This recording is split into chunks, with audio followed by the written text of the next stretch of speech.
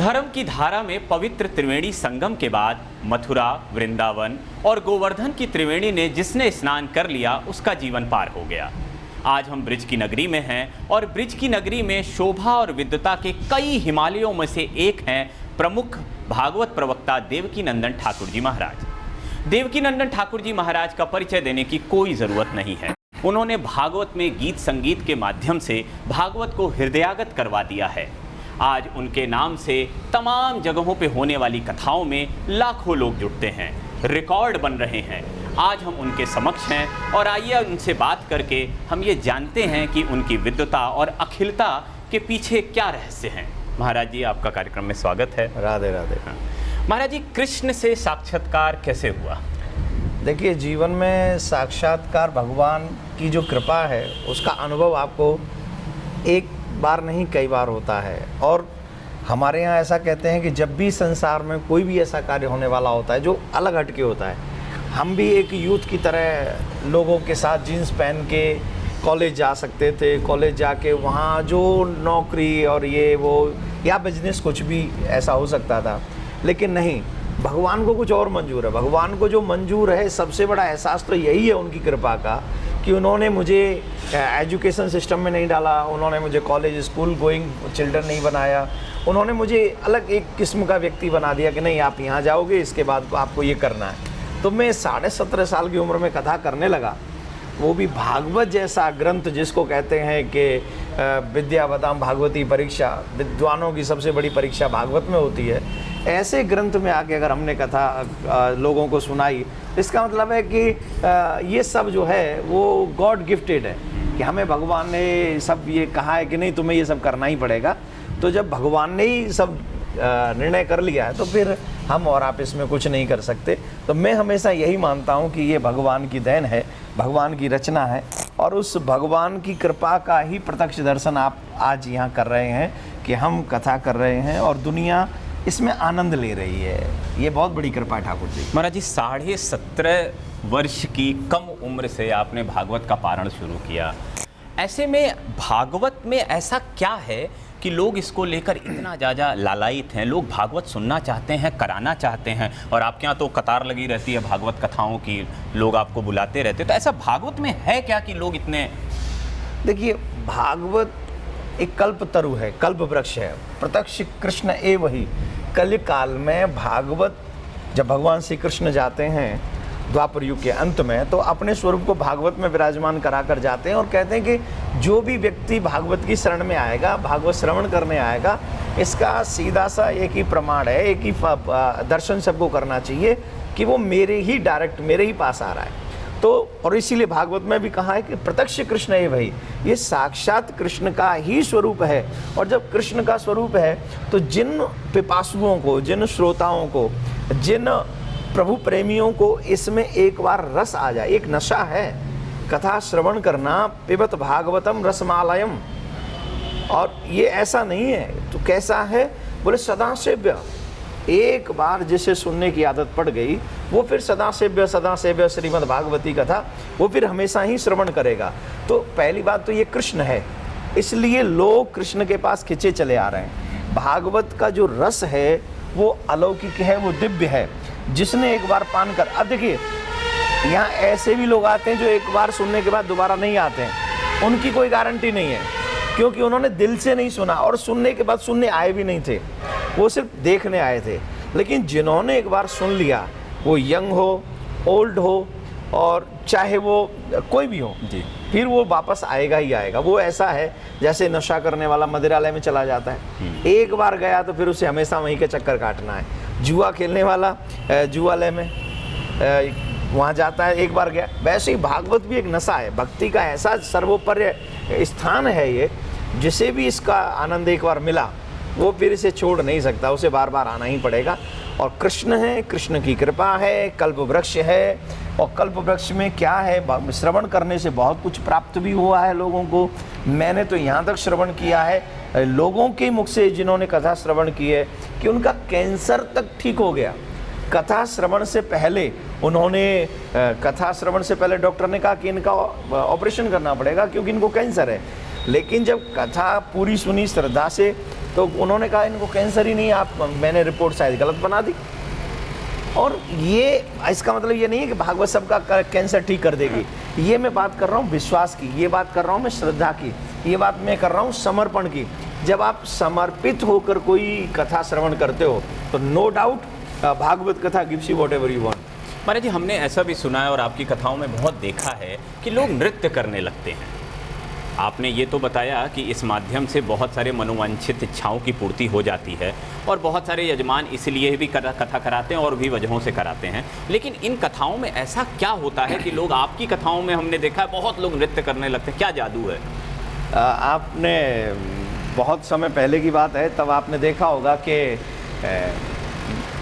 मीरा अपने पैरों में घुंघरू बांध के नृत्य करती है और वो कहती है मैं नाचूंगी बीच बाजार रसिया। नृत्य करके भी भगवान को रिझाया जाता है, भजन गा के भी भगवान को रिझाया जाता है, भजन करके भी भगवान को रिझाया जाता है। नृत्य करना भी एक भक्ति है। मीरा ने वो की है, गोपियों ने वो की है, सब ने वो की है। लेकिन आज के आधुनिक युग में हमारे भक्ति में नृत्य करने को लोग नाना किस्म से लोग कहते हैं तो सिर्फ नचाते हैं, ऐसा नहीं है। भगवान के आगे नाचना, नरसी नाचे हैं, मीरा नाची है, तो फिर आप और हम, आज का यूथ डिस्को में जाके नाच रहा है। डिस्को में नाचेगा तो वहाँ जाके क्या वो किसी की माँ बहन या माँ बाप का सम्मान करना सीखेगा? नहीं, वहाँ से वो गलत हरकतें करके आएगा। डिस्को में नाचेगा तो कुछ न कुछ गलत चीज़ें सीख के आएगा। लेकिन हम उसी यूथ को भगवान के कथा पंडाल में नचा रहे हैं, वो भी अच्छी फीलिंग के साथ नचा रहे हैं और कह रहे हैं कि दुनिया के साथ जो नाचा वो 84 लाख योनियों में नाचता रहा, और जो भगवान के साथ नाचा, जिसने भगवान को रिझाने के लिए नाचा है, जो जिसने मन बना लिया है, उसे फिर दुनिया में नाचने की ज़रूरत नहीं पड़ती। ये मेरा उद्देश्य है, ये मेरा लक्ष्य है, टारगेट है, मकसद है कि अगर मुझे यूथ को कहीं नाचते हुए देखना है तो भगवान के कथा पंडाल में देखना है। और टचवुड ठाकुर जी की बड़ी कृपा है कि आज भारत का यूथ, और भारत का ही नहीं, जहाँ जहाँ मैं गया हूँ वहाँ का यंगस्टर्स आके भगवान के कथा पंडाल में नाच रहा है। It's not simple thing. ये अपने आप में आज के यूथ को, जो कि एक नशे का आदी हो गया है, स्मोकिंग, ड्रिंकिंग, और वो उसके बैड हैबिट्स उसके अंदर घुस गई हैं बहुत अच्छे तरीके से, उनको यहाँ लाके नृत्य करवाना ये ठाकुर जी की कृपा के बगैर संभव नहीं है। तो मैं ये मानता हूँ कि ठाकुर जी ने मुझे इसीलिए भेजा कि ठीक है, बहुत सारे विद्वान हैं जो अपने विद्वत्ता के द्वारा लोगों को कथा सुना रहे हैं, लेकिन तुम जाओ आज के मॉडर्न व्यक्तियों को उनकी भाषा में समझाओ और उनकी भाषा में उनको कहो कि अगर तुम्हें नाचना ही तो बुरी जगह मत नाचो, तुम एक अच्छी जगह नाचो। और आज पूरा, जब मैं भजन, कई बार तो ऐसा होता है मैं भजन नहीं शुरू करता, उससे पहले पूरा पंडाल खड़ा हो जाता है, झूमने लग जाता है। आपने यूथ की बात की, तो भागवत में ऐसा क्या है जो इस युवा को मिल जाए तो उसका जीवन सफल? क्योंकि आजकल युवाओं में गुरुजी वो जीवन में जो पाना चाहते हैं तुरंत पा जाते हैं, लेकिन उसके बाद उनके अंदर तनाव, अवसाद, अनिद्रा और तमाम संबंधों में अनबन। तो श्रीमद् भागवत गीता के माध्यम से इन युवाओं को ऐसा क्या मिल सकता है कि उनका जीवन ही सफल हो जाए? देखिए, भागवत में वो सब कुछ है जिसकी कमी आपके मेरे जीवन में है, लेकिन कोई सर्च करने वाला होना चाहिए, कोई देखने वाला होना चाहिए। दुर्भाग्य से आज का यूथ जो है, मैं सबकी बात नहीं कर रहा हूँ, कुछ अच्छे लोग हैं जो यहाँ के कथा भी श्रवण कर रहे हैं, अपने माँ बाप की इज्जत भी कर रहे हैं, वो सब कुछ कर रहे हैं जी, लेकिन मैं उनकी बात कर रहा हूँ जो मगन है गंदे गंदे नॉवल पढ़ने में, जो मगन है मूवी देखने में, जो मगन है अपने माँ बाप की इंसल्ट करने में। तो मैं उन लोगों को तो मैं यही कहूँगा कि please come to me and one time you listen the Shrimad Bhagavatam. एक बार आप सुनो, ओनली 7 डेज, और सिर्फ 7 दिन सुन के आप देखो कि आप जिंदगी को क्या से क्या बना सकते हो। और जिन्होंने श्रवण की है उन्होंने बनाया है। मैं ऐसे सिर्फ हवा में बातें नहीं कर रहा हूँ, कई लोगों ने उसको उस लेवल पे ले जाके बनाया है कि वो आकर मेरे से कहते हैं महाराज जी सपने में मुझे भगवान दिखता है। और कलयुग में अगर स्वप्न में परमात्मा दिखता है, इसका मतलब है कि वो उसको कलयुग में साक्षात्कार हो गया भगवान का, क्योंकि कलयुग में साक्षात्कार होना इतना आसान नहीं है, पर स्वप्न में भी आ जाना उसका। और कितने ऋषि मुनियों को, कितने साधु संतों को भगवान ने स्वप्न में ही दर्शन दिया है। तो आज अगर स्वप्न में भगवान दिखता है तो ये छोटी बात नहीं है। तो मैं यूथ को सिर्फ एक ही बात कहूँगा कि आज आप गलत संगत की वजह से, चाहे हमारा फ्रेंड सर्कल हो, चाहे वो हमारे कई बार तो ऐसा देखने को मिलता है कि बाप बेटा साथ में बैठ के पी रहे हैं, ऐसे भी लोग हैं। तो उन गलत संगत की वजह से आज हमारा जीवन बर्बादी के कगार पे खड़ा है। लेकिन मैं आप सबको इनवाइट करता हूं कि एक बार आप मुझे मौका दे के देखिए, और फिर मैं आपको बताता हूं कि ज़िंदगी वो नहीं जो आप जी रहे हैं, ज़िंदगी वो है जो मैं आपको बता रहा हूं, और जो भागवत में लिखा है कि जो अब ध्रुव क्या है, आपको और हमको जाने के बाद दुनिया में 2 आदमी नहीं पूछेंगे। ध्रुव छोटा सा बालक, आज तक इतिहास बना हुआ है, सब लोग उससे पढ़ रहे हैं। प्रहलाद क्या है, मीरा क्या है, नरसी क्या है, सूरा क्या है, तुलसी, कितने नाम गिनाऊं मैं? इतने नाम हैं जिनको गिनाना मेरे लिए मुश्किल है। लेकिन उन्होंने जब वो श्याम की शरण में गए, जब वो भगवान की शरण में गए, तो वो फेमस हो गए, वो आज हम सब के दिलों की धड़कन बने हुए हैं। तो ऐसे भागवत जैसे ग्रंथ को श्रवण करना अपने आप में बहुत ही अमूल्यवान है, बहुत ही मूल्यवान है, और जो इसको श्रवण करेंगे उनको बहुत कुछ प्राप्त होगा। गुरुजी, आपने कहा युवाओं को अगर इसका श्रवण कराया जाए तो उनका जीवन बदल सकता है, तो आपको लगता है कि कहीं ना कहीं शैक्षणिक व्यवस्था में, क्यूरिकुलम में अगर हम भागवत गीता जैसे ग्रंथों को रखें और इसके माध्यम से उनको नैतिक शिक्षा, जो कि हमारे जीवन में सबसे ज़्यादा आजकल ज़रूरी हो गई है कि हमें मूल्यों का पता नहीं, संस्कारों का पता नहीं, नैतिकता का पता नहीं, तो इससे कुछ समाधान हो सकता है? क्योंकि हर कोई कथा में तो नहीं आ सकता है। देखिए, बिल्कुल हर कोई नहीं आ सकता, मैं मानता हूँ। आजकल आपके पास साधन कितने हैं? इंटरनेट है, यूट्यूब है, फेसबुक है, 500 हज़ार है, मैं एक एक का नाम गिनाऊंगा। आप पे कितनी सोशल साइट्स हैं, उन साइट्स पे आज हम सब जगह, मैं या नहीं, तमाम संत महात्मा अनेकों कथाकार वहाँ मौजूद हैं। आप जब भी आप फ्री होते हो तो आप कहते हैं यार थोड़ा मूड फ्री करने के लिए, थोड़ा मूड फ्रेश करने के लिए चलो एक गाना सुन लेता हूँ। गाना क्यों सुन लेता हूँ? अगर बैड वर्डिंग आपके श्रवणों में जाएगी तो आप हिलेंगे और आप वैसा करने की कोशिश करेंगे। तो वो करने की बजाय आप सोचिए कि चलो यार मूड फ्रेश करने के लिए एक भजन सुन लेता हूँ, थोड़ी देर में महाराज जी का प्रवचन सुन लेता हूँ। ये क्यों फीलिंग? और ये गलतियाँ, जो कमियाँ मुझे लग रही हैं, वो कमियाँ हैं कहीं ना कहीं माँ बाप की। आजकल के माँ बाप अपनी औलाद को सिर्फ पैसा कमाने की मशीन बनाना चाहते हैं। वो चाहते हैं मेरा बेटा अच्छा वो आप मोरल की बात कर रहे हैं, अब माँ बाप कभी सिखाते मोरल? आजकल के माँ बाप को ही मोरल नहीं पता है। आजकल के माँ बाप ये कहते हैं कुछ भी कर, मेरे यहाँ पैसा ले आ। They need money, but I tell you my dear, money is not everything. I know money is something, but money is not everything. अगर आपको पैसा ही चाहिए तो अच्छे कर्म के साथ करिए, कमाइए। तो मोरल जो है, शिक्षा जो है, नैतिकता जो है, वो तो हमें सीखने को पड़ेगी। जब तक हम सीखेंगे नहीं तब तक हमें नहीं। हाँ, एजुकेशन सिस्टम में ये सारी चीज़ें डालनी चाहिए। एजुकेशन सिस्टम में पहले राम को पढ़ाया जाता था जी, है नहीं। आज राम जी को पढ़ाया नहीं जा रहा है। हमारे क्यों नहीं अब बच्चों को पता ही नहीं राम कौन है। वो अपने माता पिता के आज्ञाकारी बच्चे थे, वो अपने माँ की सौतेली माँ के कहने से वन को चले गए। भगवान श्री कृष्ण थे जिन्होंने गीता का उपदेश दिया, एक ऐसा उपदेश दिया कि आज विश्व में जितने भी धर्म हैं सब डिपेंड हैं गीता के ऊपर, सब डिपेंड हैं गीता के ऊपर। सबने गीता की नकल की है। आप पूरा जितने भी धर्म है संसार में, उन सबको पढ़िए, सबको पता, आपको पता चल जाएगा जो गीता ने कहा है वही सबने कहा है, अलग से कुछ नहीं कहा। हाँ, किसी ने अपनी किताब लिख दी वो एक अलग बात है, लेकिन धर्म की, मजहब की बात करेंगे तो सबका वही कहना है, सबका वही मानना है। लेकिन हमारे देश में एक सबसे बुरी बात पता है क्या है? अच्छी बात करने जाओ तो लोग कह देते हैं ये सेकुलर नहीं है, और बुरी बात करने जाओ तो सब लोग आपको स्वीकार कर लेते हैं। आज इस देश में अच्छी बात करने वाले को सबसे बड़ा अपराधी माना जाता है जी। और ये सिर्फ कुछ न कुछ ऐसा सिस्टम है जिस सिस्टम में बैठकर मुझे जो बुरा लग रहा है कि हम सिर्फ वोटिंग की राजनीति कर रहे हैं। यार आप कितने दिन राजनेता रहोगे? 5, 10, 20, 50 साल।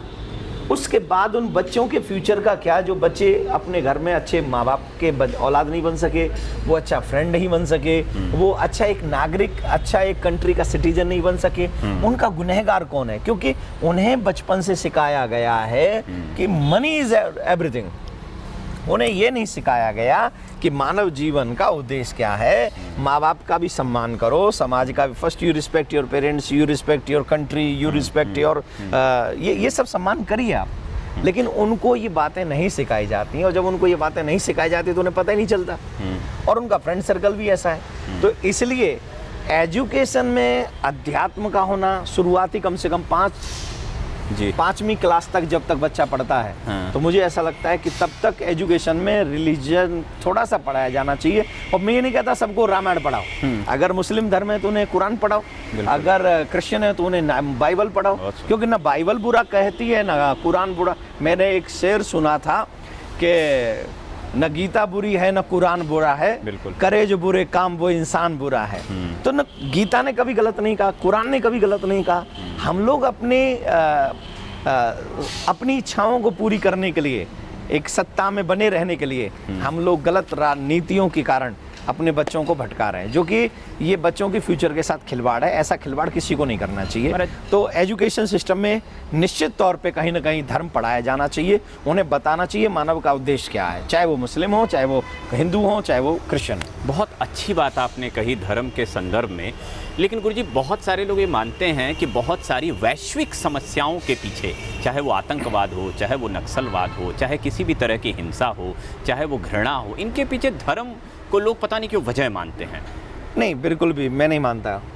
आप तो विश्व शांति दूत के तौर पे काम कर रहे हैं, दुनिया के देशों में जाते रहते, आप अमेरिका भी जाने वाले हैं। तो ऐसे में जो वैश्विक समस्याएं आपको दिख रही हैं, उनका धर्म में क्या समाधान है? मुझे एक बात बता दीजिए, कौन सा धर्म कहता है कि आप दूसरे के धर्म के व्यक्ति का अपमान करिए? बिल्कुल, कोई नहीं कहता है। और जब कोई धर्म कहता ही नहीं है तो फिर या तो आप धर्मात्मा नहीं है। अगर आप ऐसा कर रहे हैं तो आप धर्मात्मा नहीं है। और अगर आप अपने आप को धर्मात्मा कह रहे हैं और वो चोला पहना हुआ है, तो आपको ये कोई राइट नहीं है कि आप सामने जो अपने बाप का सम्मान करेगा वो पड़ोसी के बाप का अपमान करेगा क्या? और जो पड़ोसी के बाप का अपमान कर रहा है वो एक दिन अपने भी बाप का अपमान करेगा, ये भी निश्चित बात है। तो बहुत जरूरी है एक सभ्य समाज में सबसे पहले हम लोग एक दूसरे पे आरोप प्रत्यारोप न करें। और विशेष तौर पे जो मुझे लगता है, हर धर्म के गुरु की बहुत बड़ी जिम्मेदारी है जी।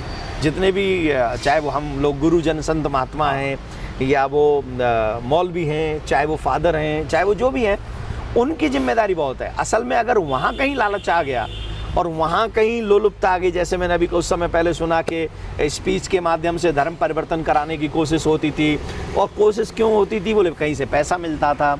तो जब ये लालच गुरुओं में आ जाएगा तो फिर देश का, धर्म का ही नहीं, और देश का ही नहीं, धर्म का ही नहीं, मुझे लगता है पूरे विश्व का अपमान होगा। और अगर पूरे विश्व का बुरा हुआ तो हम लोग और आप सब उसी के पार्ट हैं, हम लोग उससे कहीं अपार्ट नहीं, हम उससे अलग नहीं हैं। तो ये दुखद है। तो अपने धर्म या दूसरे धर्मों में जो विकृतियां चली आ रही हैं, उनके लिए कोई ऐसा समाधान जो आपके दिमाग में हो, चाहे वो आतंकवाद हो, चाहे आपसी अनबन? आप एक बात बताइए, हमारे धर्म क्या सिखाता है आपको? सर्वे भवन्तु सुखिनः, सर्वे सन्तु निरामया, सर्वे भद्राणि पश्यन्तु मा कश्चित् दुःख भाग् भवेत्। हमारा धर्म आपको क्या सिखाता है? सब सुखी हों। ये दुआएं हमारी। मैं हर जगह कहीं भी कथा करता हूँ तो सबसे पहले हम लोग प्रे करते हैं, हे ईश्वर सब सुखी हो, कोई न हो दुखारी, सब हो, सब सुखी हो, कोई दुखी न हो, और धन धान सबके पास हो, परिवार सबके पास हो, सब हो, सुख समृद्धि से संपन्न हो। यही पाठ तो हम लोग हमेशा करते हैं, हे ईश्वर सब सुखी हो, कोई न हो दुखारी। तो ये जब चीज़ें हमारे धर्म ने हमें बताई, हमारे धर्म ने हमें सिखाई, वो हम लोग आगे करें तो वही सारी चीज़ें और धर्मों में क्यों नहीं होती?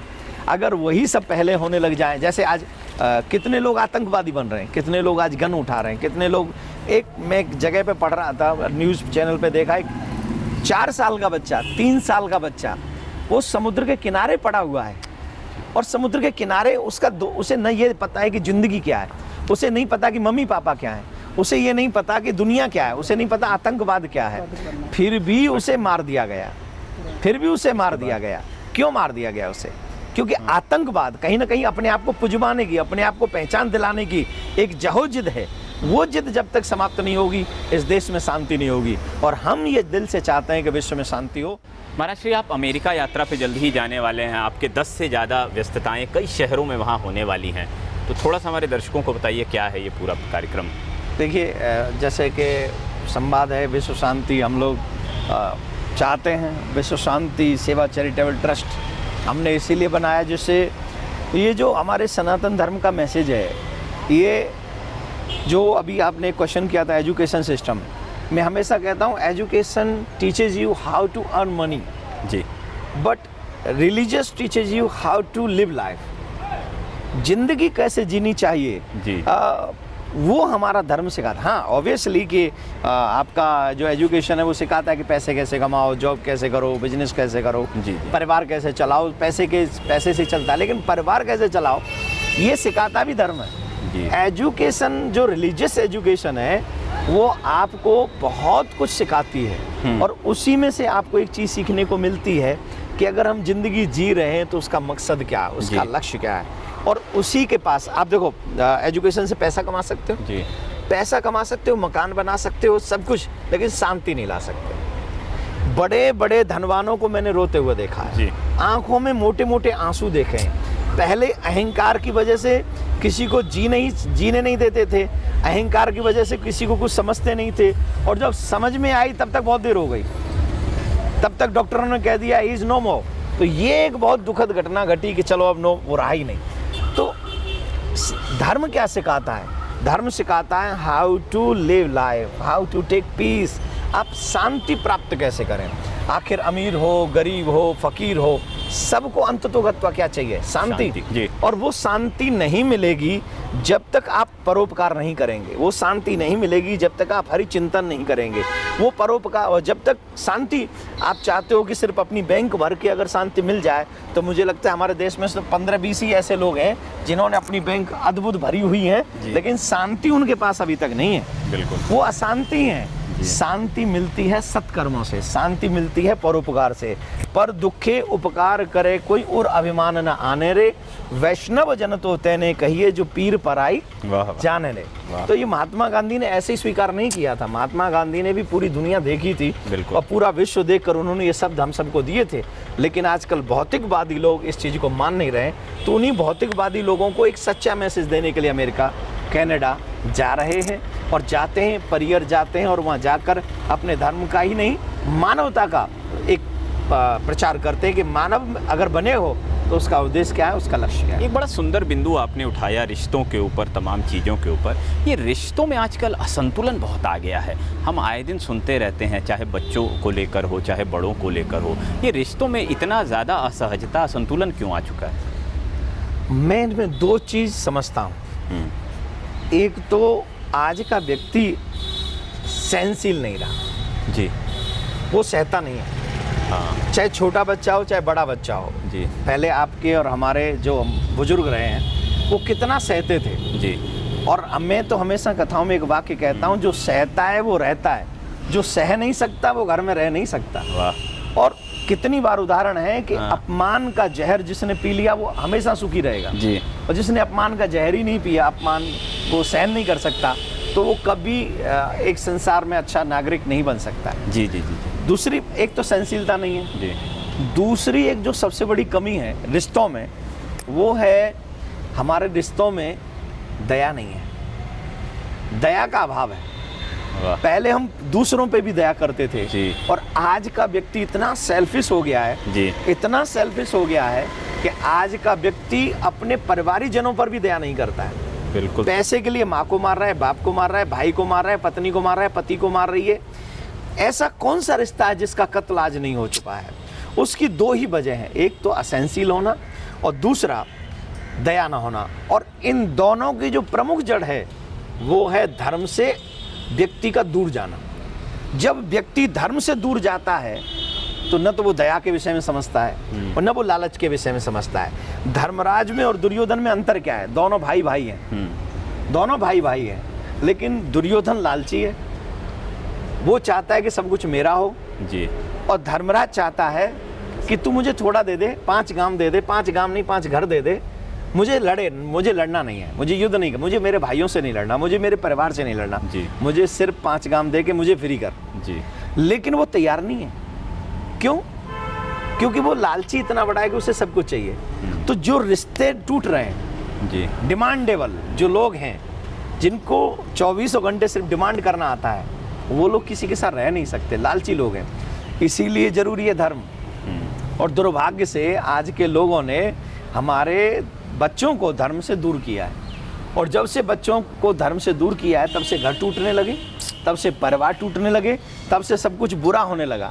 और ये जो चीज़ें हैं ये हमें बर्दाश्त कर, अगर चाहिए कि दोबारा से सुने तो हमें जीवन में धर्म दोबारा लाना ही पड़ेगा। जब जीवन में धर्म आएगा तो दया आएगी, सहनशीलता आएगी, दोनों ही आ जाएंगे। क्योंकि मैंने देखा है कितने जो धर्म को मानने वाले लोग हैं वो इतने सेंसिल हो जाते हैं, वो इतने सेंसिल हो जाते हैं। अब कई बार तो हमें भी लगता है कि यार हम भी बहुत सहना सीख गए, क्योंकि इतनी इतनी गंदी गंदी बातें लोग बोल के चले जाते हैं और हम मुस्कुरा के टाल देते हैं। वजह है धर्म, वजह है हरि का चिंतन, वजह है उन्होंने इतनी शक्ति हमको दे दी कि ठीक है यार वो बोल के गया। हमारे यहाँ तो कहते कुछ दे के गया, कुछ लेके तो नहीं गया ना, ठीक है वो दे गया हमने ले लिया। लेकिन बांटना हो तो सिर्फ प्यार बांटिए। अगर बाकी रिश्ते को संभालना है तो रामायण पढ़नी ही पड़ेगी। रामायण आपको सिखाएगी बहू कैसी हो, रामायण बताएगी बेटी कैसी हो, रामायण बताएगी सास कैसी हो, रामायण बताएगी बेटा कैसा हो, रामायण सिखाएगी बाप कैसा हो, रामायण सिखाएगी फ्रेंड कैसा हो, फ्रेंड भी राम जैसा, सुग्रीव जैसा अपना राज्य छोड़ के लंका लड़ने के लिए राम जी के साथ गया। तो ये सब कुछ है, everything in Ramayan. If you want how to make good relation, तो अगर आप ये चाहते हैं तो इसके लिए बहुत ज़्यादा ज़रूरी है माय डियर कि आप रामायण पढ़िए, भागवत पढ़िए। अगर समझ ना आए तो किसी हम जैसे पागलों के चक्कर में आ जाओ, और क्या। एक और प्रवृत्ति महाराज जी हमने देखी है कि आजकल विदेशी भारत बहुत आते हैं, उन्हें शांति की तलाश है। आप भी विदेश यात्राओं पे जाते हैं और बहुत आपके विदेशी भक्त यहाँ भी प्रियकांजू मंदिर के दर्शन करने, आपके साक्षात्कार करने, आपसे बात करने आते हैं। तो ये जो हमारा योग और ध्यान विदेशों तक पहुँच चुका है और बड़ा लोकप्रिय है, क्या ये इसे पूरा धर्म मान लिया जाए या पूरा धर्म पहुँचाने की अभी ज़रूरत है वहाँ? नहीं, आज भी आप वृंदावन में अंदर जाके देखिए, so many foreigners they left they country. वो अपने देश को छोड़ चुके हैं, वो सिर्फ वृंदावन में वास कर रहे हैं, क्योंकि उन्हें लगता है कि उनकी कंट्री में जो नहीं है वो वृंदावन में है। उनको लगता है कि उनकी कंट्री में जो चीज़ें नहीं है वो वृंदावन में है, और आज उन्हें वो सब कुछ मिल रहा है, और मिला, बहुत कुछ मिला। लेकिन हमने योग को नहीं समझा। जब अमेरिका से लौट के वो योगा हुआ तो हमने समझ लिया। हमने वेद को नहीं समझा, लेकिन जब जापान ने उसी वेद से प्लेन बना दिए तो हमें वेद समझ में आने लगा। ये हमारी मूर्खता है कि हम अपनी चीज़ों को छोड़कर दूसरे जब बना देते हैं उसमें से कुछ, तब हमें समझ में आता है और फिर हम खरीदते हैं उसे। तो हमें सबसे पहले अपना महत्व तो समझना चाहिए कि हम लोगों की कितनी बड़ी क्षमता है, और हमारी क्षमता साधारण नहीं है, बहुत बड़ी है। वेद हो, पुराण हो, शास्त्र हो, ऋषियों की इतनी बड़ी हमारे पास में लिस्ट है, उन सब ने बहुत कुछ दिया है। धर्म उसे कहते हैं जो किसी को दुख न दे। रामायण में इसका बहुत बड़ा प्रमाण है, परहित सरिस धर्म नहीं भाई, पड़ पीड़ासम नहीं अदमाई। जो दूसरों को दुख दोगे उसके बराबर कोई अधर्म नहीं है। जैसा कि आजकल हो रहा है बाहर जी, आप देख रहे हो, रोज न्यूज चैनलों पर बम फट रहे हैं जी, ऐसे ऐसे ब्लास्ट हो रहे हैं। आप कौन से धर्म की बात कर रहे हो? आप कौन सी आज़ादी की बात कर रहे हो? जहां मानवता को आप सरेआम मार रहे हो, छोटे छोटे बच्चों को आप नहीं छोड़ रहे, ये धर्म नहीं हो सकता।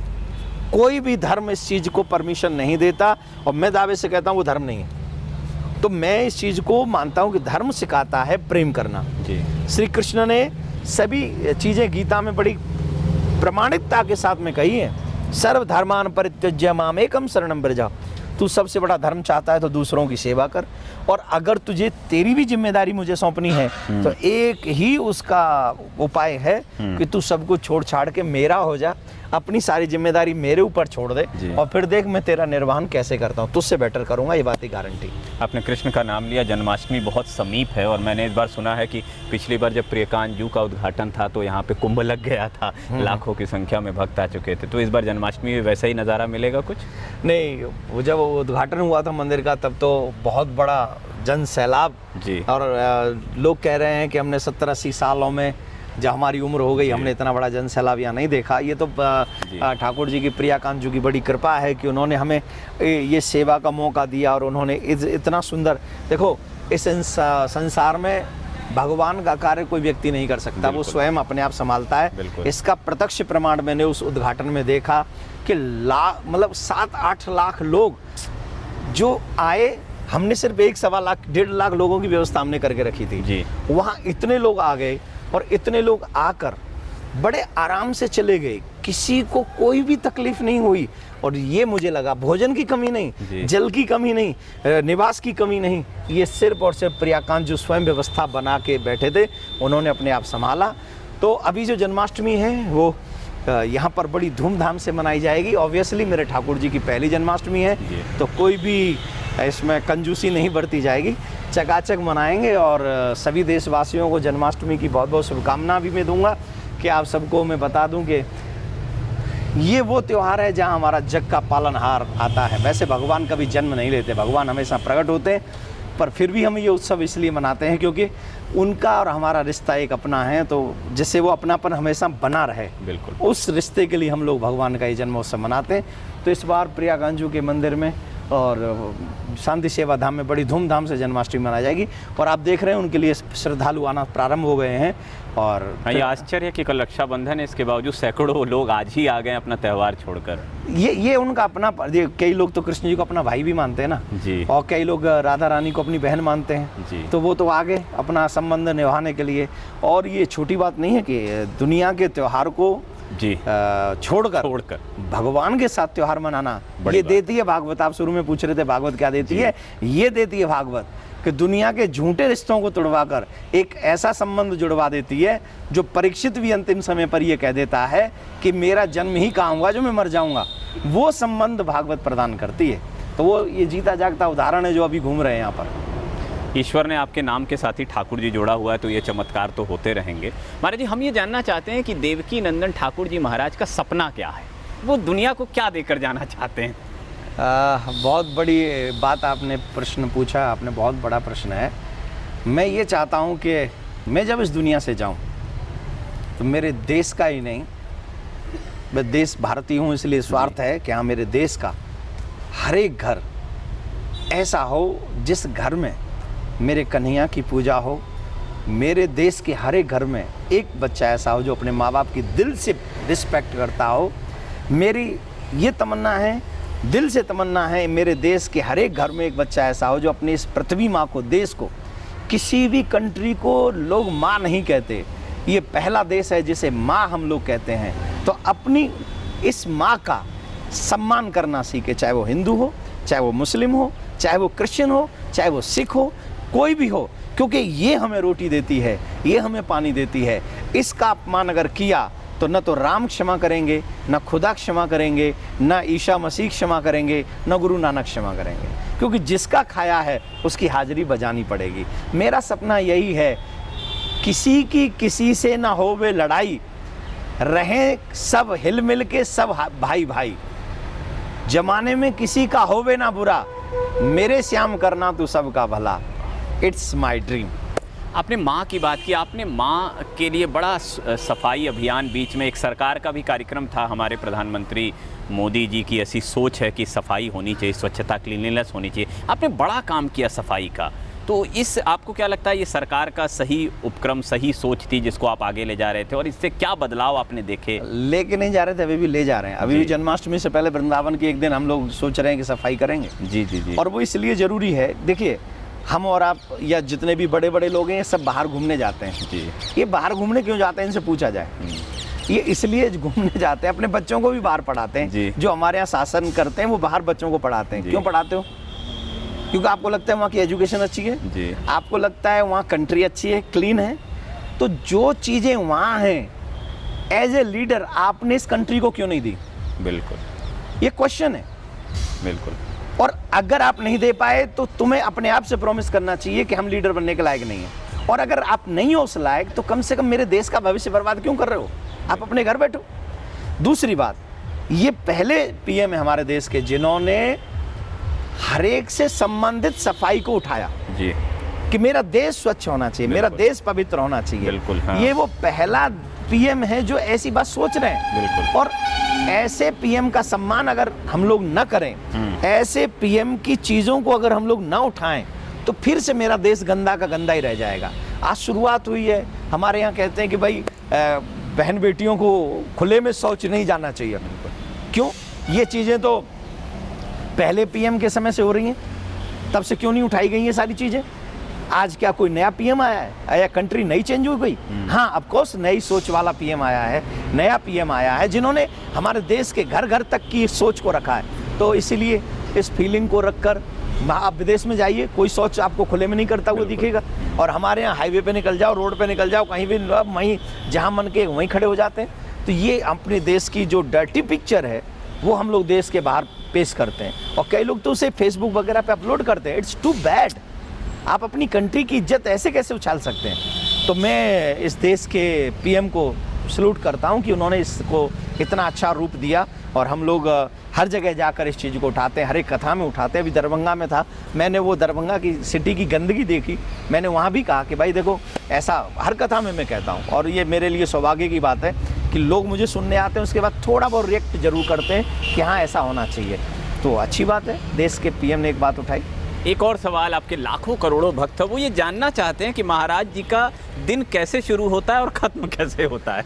मेरा दिन ना ही जाने तो ज़्यादा बढ़िया है, पर हाँ, मेरे दिन की शुरुआत थोड़ा सा योग में अवश्य करता हूँ। जीवन में अपने हेल्थ के प्रति थोड़े सचेत हूँ। अभी मैं, पहले तो नहीं था, लेकिन अब मैं होने लगा हूँ कि नहीं, मुझे अपनी हेल्थ पे थोड़ा ध्यान देना चाहिए। तो मैं योग करता हूँ, मैं थोड़ा सा रनिंग भी करता हूँ, और मेरे गले के चक्कर में मैं ज़्यादा रनिंग नहीं कर पाता हूँ, क्योंकि मेरे लिए गला जो है वो मोस्ट इम्पॉर्टेंट है जी। मेरे लिए, शरीर से ज़्यादा गला मेरा, क्योंकि जब तक गला रहेगा तब तक सेवा करूँगा। तो इसलिए बहुत ज़्यादा रनिंग नहीं, फिर भी रनिंग करता हूँ। प्लस भोजन पे बहुत ज़्यादा कंट्रोल कर दिया कि अब आप मीठा नहीं खाओगे, तला नहीं खाओगे, ये सब चीज़ें। और योग के बाद स्नान के बाद पाठ पूजा जो भी ठाकुर जी मेरे से करवा लेते हैं, उनकी जितनी भी सेवा, जितने भी नाम लिए जाते हैं वो, प्लस फिर माताजी के चरण स्पर्श, अगर घर में रहता हूँ तो माताजी का दर्शन, पिताजी का दर्शन हो जाता है, आते ही ठाकुर जी का दर्शन मंदिर में हो जाता है। बाहर जाता हूँ तो फिर लोगों से मिलना जुलना लगा रहता है। फिर 3 से 6:30, 7, 8 कथा में व्यस्तता रहती है। यही सब मेरी दिनचर्या है। रात में समय से थोड़ा पहले भोजन करके फिर विश्राम। एक और राज बता दें, जो वाणी का ओज है, ओज प्रज्ञता है, ये स्वतः स्फूर्त है या ये कहाँ से आता है? ये तो अभी आप देखिए, आप क्वेश्चन करते चले जा रहे हैं और मेरा ठाकुर जी अंदर से अपने आप प्रेरणा, न तो मैंने आपके क्वेश्चनों को ढंग से देखा, न मैंने को पता था कि आप ये क्वेश्चन करेंगे, फिर भी ये आंसर कहाँ से आ रहे हैं? ये अद्भुत है। और प्रेरक रघुवंश विभूषण, आप बनावटी चीज़ें लाओगे, अगर दोगे समाज को तो कितने दिन दे लोगे, वही सेम रहेंगी। बिल्कुल। लेकिन कोई ऊपर से ही बैठकर आपको देता रहे। मैं एक जगह पर एक ग्रंथ पढ़ रहा था, उसमें पढ़ा मैंने कि एक बहुत बड़े विद्वान थे जी, काश्मीरी भट्टाचार्य जी, और वो उस समय चैतन्य महाप्रभु जी का थोड़ा सा ही अल्प आयु थी उनकी, ज़्यादा आयु थी नहीं, 7-8 साल के थे। और काश्मीरी भट्टाचार्य जिन्होंने पूरे विश्व को विजय कर लिया था, वो पहुंच गए निमाई के सामने, और चैतन्य महाप्रभु जी ने उनके श्लोकों में कमियां गिना दी। और जब उनके श्लोकों में कमियां गिना दी, बोले तुमने अध्ययन क्या किया? बोले कुछ भी नहीं किया। अरे कमाल कर रहे हो तुमने, श्लोक मैंने पूरा विश्व जीत लिया, तुम मेरे श्लोकों में कमी गिना रहे हो। बोले आप देख लो, आपके श्लोकों में कमियां हैं। और उन्होंने वो कमियां गिनी। बोले तो ये सब करा कौन रहा है? बोले मैं कुछ भी नहीं करा रहा, कोई और ही है जो करा रहा है। तो सरस्वती माँ उनको स्वप्न में कहती हैं कि काश्मीरी, तुम जानते नहीं हो, ब्रह्मांड नायक हैं जो तुम्हारी परीक्षा के लिए यहाँ आए हैं, तो इसलिए तुम्हें चिंता करनी। तो वो भगवान ही है जो देता है। ओम सर्वे भवन्तु सुखिनः। विश्व शांति की कामना से पूज्य श्री देवकी नंदन ठाकुर जी महाराज के द्वारा श्रीमद् भागवत कथा USA और Canada, August 27 to September 2, buffalo USA, September 3 to 8, Scarborough Canada, September 9 to 15, California USA, September 10, California USA, September 17-18, Wisconsin USA, September 16 to 22, Chicago USA, September 24 to 30, Ontario Canada, September 25, Mississauga Canada, October 1 to 7, New Jersey USA, October 8 to 9, Pennsylvania USA, October 15 to 16, Ontario Canada, October 16 to 22, New Jersey USA, October 23 to 29, Vancouver Canada. Contact USA or Canada